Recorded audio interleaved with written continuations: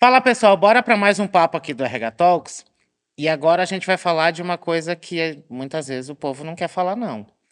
A hora do offboarding. A gente planeja muito bem as etapas da jornada do profissional, desde o momento que ele é um candidato, o onboarding, a parte de desenvolvimento, feedback e tudo mais. Mas o offboarding ninguém quer falar. E traduzindo o offboarding, que é a palavra bonitinha, como que é o desligamento na sua empresa? Como que ele tem acontecido? E por que que ele é esquecido na hora do planejamento? Para isso, eu trouxe aqui como convidado o Eduardo Marucho, que ele é fundador da Grilo, para contar um pouquinho da experiência e do que ele tem feito, para a gente olhar para esse momento com um pouco mais de carinho. Isso aí. Bom, primeiro de tudo, obrigado. É um prazer estar aqui com vocês hoje nesse evento, poder contribuir um pouquinho. E pois é, Léo, é uma coisa que muitas vezes acho que é o elefante branco na sala, assim, né? Ninguém quer falar muito dele e é um ponto bastante importante, né? Acho que mais importante do que a gente atrair e reter os talentos é também ver como que a gente vai fazer esse processo de uma forma muito mais humanizada e muito mais correta, né? Uhum. E transformar isso numa vantagem competitiva depois, né? É, porque em épocas de rede social, se no passado a gente falava mal de um negócio para 10 pessoas, hoje você Hoje, posta e no mínimo 10 pessoas vão ver. exato, exato. Só a gente vê aquelas listas famosas que aparecem na planilha de Google e tudo mais, galera, né, metendo o pau na empresa e falando dos podres, falando das coisas que é ruim para todo mundo, né? É ruim para a Uhum. imagem da empresa, é ruim para a imagem do próprio profissional que faz isso também, não é bacana, né? Mas é algo que tá aí, que as pessoas acabam fazendo e as empresas precisam olhar para isso com um pouco mais de carinho, né? E deixar disso ser um tabu e começar a ser algo um pouco mais natural, né? É um ponto crítico que pode gerar uma crise. Exato, exato. Quantas vezes a gente já viu demissões que não foram feitas da forma correta e até houve o momento de positividade tóxica da demissão humanizada que virou uma coisa que não tem nada a ver com o que ela deveria ser. Exato, Eu acredito muito que a demissão tem que ser um momento, independente de humanizado, estruturado, um momento de respeito. exato, Tá se exato. encerrando um momento Um ali. ciclo, um momento, e é importante que as empresas entendam que é difícil para todo mundo, Sim. né? Tudo bem, muitos podem falar assim, mas a empresa continua, tá lá todo mundo com seu trabalho e tudo mais. Sim, mas isso não quer dizer que é um processo que é bom para ela Uhum. também, não é, né? Claro, a gente sabe que o profissional, de repente, é a parte mais frágil nesse processo, né? Mas não é um processo que é interessante para nenhuma das partes, né? Ninguém acorda de manhã falando, brincando: "Sou Roberto Justus, você tá demitido". Ou fazer igual Elon Musk, que entra numa call, fala: E "Você tá demitido? Demitido?" isso. E Não, esses são os suprassumo que a gente já viu. exato, Eu vi uma empresa brasileira que mandou invite. Quem estava no invite entrou e foi demitido, os outros que não receberam permaneceram. Não foi uma maneira respeitosa, não foi uma não. maneira Mm-mm. bacana, e isso reverbera. Vamos lá, a gente pode falar de reputação de empresa, marca empregadora, são conceitos que são importantes, mas e o dinheiro no final da história? Se torna muito mais difícil você trazer novos profissionais, porque isso reverbera no mercado, pessoas Com conversam com certeza, pessoas, e aí a gente está falando de custo. exato, Quanto mais difícil é trazer profissionais, mais custoso fica no ponto que você vai ter que investir mais tempo para trazer aquele profissional, porque você não vai achar com tanta facilidade, e muitas vezes não vai conseguir o profissional exatamente por uma situação de um desligamento que exato. e aí vamos lá gente, alguns explodem na internet. E aqueles que não explodem, que a gente só comenta na boca miúda, ali nos grupinhos de O WhatsApp? boca a boca serve para tudo, serve tanto para o bem quanto para o mal, né. Então, por mais que você conte uma história para poucas pessoas, mesmo que seja uma offline, Uhum, você tá gerando uma imagem negativa da sua empresa, né. Então a gente pega até o caso recente aí da questão do Twitter ter saído do uhum, país e tudo mais, a galera ficou sabendo no invite que chegou num sábado e muita gente nem viu o invite porque era sábado, né. Então assim, e valeu, obrigado, uhum. estamos encerrando aqui as Beijo, atividades. não me liga. Exato, né, então, é muito complexo isso e para mim acho que não olhar para isso é que nem enxugar gelo, Uhum, porque muito se fala de employer branding, de estratégias de atração, de retenção, aí você faz todo esse trabalho, mas lá no final você não está olhando para isso, né, então, também é uma oportunidade o desligamento, até quando a hum, situação é ruim, é uma oportunidade para todo mundo ter um novo começo. Uhum. Né? Então, é muito isso que a gente acredita na Grilo, né? Porque as empresas elas podem aproveitar uma situação ruim como essa, que é chata, não é legal, não é divertido, e podem, com isso, transformar isso numa situação melhor para o profissional e para elas próprias. Né? Então, não olhar para isso é um grande tiro no pé. Né? Não, e é previsível de certa forma. Ninguém chega, salvo raros casos, que chegou na quinta para você fazer o desligamento de uma galera na sexta. Não, isso não acontece dessa forma.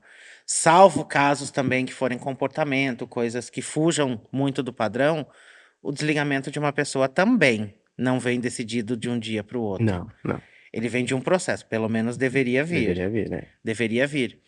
E aí, muitas vezes, a gente olhar para a sazonalidade também dentro dos negócios dá para a gente prever. Por exemplo, o varejo super contrata final de ano, porque é a época que eles mais vendem, e também Dia das Mães, Dia dos Namorados e tudo mais. Páscoa também tem muito disso. Eu consigo olhar isso. Então vai contratar mais, mas vai contratar e eu vou, dali a pouco, não precisar mais dessa mão de obra. Tecnologia contrata muito por projeto. Sim, Esse projeto tem uma duração. exato. E não, normalmente, me corrige também se eu estiver errado. Não é uma duração de 1, 2, 3 meses o projeto. Muitas vezes são projetos de 1 ano, um pouco mais. Então eu já tenho como prever o momento que eu vou Exato, desligar esse profissional. exato. E aí eu posso preparar o caminho para sair da barra transição dele para uma outra empresa. Então eu também ter a consciência de que eu posso ajudar esse profissional nesse processo para que seja o menos, tenha menos atrito Menos possível. traumático, Isso, né, para todo isso. mundo, né? Acho que na área de tecnologia é muito comum mesmo, você trabalhar por projetos, Uhum, né? E os profissionais de tecnologia estão, de certa forma, mais acostumados com esse processo. Claro, um projeto de 1 ano, 2 anos, um projeto de 6 meses, né? Já vi situações como essas. O profissional aceita, uhum, porque a empresa muitas vezes até fala, se tiver outra oportunidade, a gente coloca você no outro projeto e tudo mais. Mas só falar e só deixar no discurso não é legal, né? uhum, Quando você tem alguma oportunidade de ter algo mais concreto que vai garantir essa transição de uma forma um pouco mais tranquila, né? Isso se torna até um fator de atração para profissionais que já estão acostumados a trabalhar nessa situação, mas eles vão poder ponderar. Pô, eu tenho uma oportunidade de uma empresa que está só ali nublar ali, falando que pode me ajudar, mas eu uhum. agora tenho uma outra empresa que tem um plano estruturado para isso, se isso acontecer e tudo mais, onde eu posso confiar mais nesse momento de transição, se for o caso. Né? Então é importante ter essa distinção, né? E os profissionais também Uhum, ficarem atentos e pedirem isso quando a gente até brinca assim que um dos benefícios que as pessoas mais pedem normalmente é de academia, uhum. né? Mas é o que menos se usa nas empresas. É só para dizer Né? que tem. Então, às vezes, assim, tudo bem, você também né, não é legal usar um Hum, benefício como o da Grilo, por exemplo, para que isso aconteça. Mas, se precisar, tem. tem, né? Então, é que nem seguro. Ninguém faz um seguro pensar amanhã eu vou bater o carro. Uhum, Né? Você não quer, mas assim, mas na hora que bater, você vai falar, putz, por que que eu não fiz um seguro, né? Então, isso é bastante importante, porque a empresa se beneficia disso, porque ela vai parar de enxugar gelo nesse uhum. processo de gastar grana para trazer gente, falar que ela é legal, falar que ela é bacana, que aqui todo mundo é feliz, e aí depois você tá jogando tudo no lixo esse processo porque você não fez esse processo feliz Uhum. também no momento de desligamento, né? E como você falou, não é para ser uma positividade tóxica, né? Não é para ser um negócio Não é pra ser com balãozinho, festinha, exato, gente, fazer vamos festa calma. e tudo mais, não é isso. Mas é você fazer isso de uma forma organizada, entender que os ciclos se encerram, Uhum. normal, natural, né? Não, e aí eu vou dar uma puxadinha de orelha no RH, que a gente precisa ser transparente com essas pessoas. Se é um projeto de 1 ano, avisa essa pessoa que é um projeto de 1 Exato. ano. Não que você contrata e, eu esqueci de te avisar que era só por 1 ano. Eu aviso isso no 11º mês. Avisa a pessoa, trabalhe com transparência, vai ser muito mais fácil no momento. Vamos jogar com as cartas na mesa. Exato. A pessoa já sabe que é por 1 ano que pode ser estendido. Igual o pessoal agora final de ano, com vaga Sim, temporária. É temporário que pode acontecer da pessoa ser bacana e ser contratado definitivo. Então seja transparente, para que lá no final a pessoa não se sinta enganada e você exato. também tenha. O combinado nunca é caro, né? É, Esse porque ditado é. Uma coisa que o RH não é muito bom de calcular, baseado na minha experiência, é o passivo trabalhista de muita coisa que isso gera. Exato, A gente tem medo de falar de dinheiro, mas muitas vezes melhorando uma prática, uma política básica, que é o desligamento, apoiar esse profissional no momento de recolocação, eu posso reduzir o meu passivo trabalhista, que isso é dinheiro que eu estou exato, economizando para a empresa. exato. E aí, vou perguntar na tua experiência, quais são os elementos essenciais que você enxerga, elementos, programas, a forma de construir isso, para que a gente consiga construir um offboarding perfeito, eu não vou dizer, mas com menos atrito, com menos que ele seja conduzido de uma forma com respeito para ambos os lados, né? Tanto para a empresa quanto para colaborador. Sim. A gente primeiro precisa parar de ser muito imediatista, né? E entender que o fim desse relacionamento, né, de empresa, empregado e tudo mais, ele não precisa ser exatamente o fim, né? A gente não precisa ser inimigo porque agora a gente não trabalha mais junto, né? Então, como a gente acaba sendo muito imediatista, né? Então a gente acaba negligenciando um processo que pode gerar bons frutos para a empresa depois, Uhum, né? Então, você pensar em políticas como essa, de oferecer algum benefício, alguma coisa que seja um processo de outplacement ou de recolocação, é interessante. Você dá essa possibilidade para o profissional. Você, de repente, oferecer algum suporte até emocional, uhum, ou através de alguma plataforma também, você oferecer isso para o profissional. Oferecer um processo também de ele poder aprender outras coisas, outras habilidades, um processo de aprendizado contínuo também pode ser interessante para esse profissional, porque tudo que você fizer de bom para esse profissional, ele vai ter uma outra imagem de você depois. Eu, uhum. eu sempre falo assim, que quem bate, esquece, né? Mas quem Quem apanha, apanha. não, né? Então, ao invés da gente só bater, né, vamos pensar de uma forma que a gente consiga oferecer para esses profissionais um caminho digno depois desse desligamento. Porque amanhã você não sabe, amanhã de repente você pode precisar contratar essa pessoa de Uhum. novo, É o né? ponto que eu ia puxar de a pessoa pode voltar, Exato, porque, ó, vamos lá, assim como a empresa vai estar em outro momento, o profissional também vai estar em outro momento. Esse profissional conhece outras pessoas, exato. vai falar assim: "Não, para mim não foi muito bacana, porque eu tô num outro momento de carreira, mas talvez para você seja super bacana".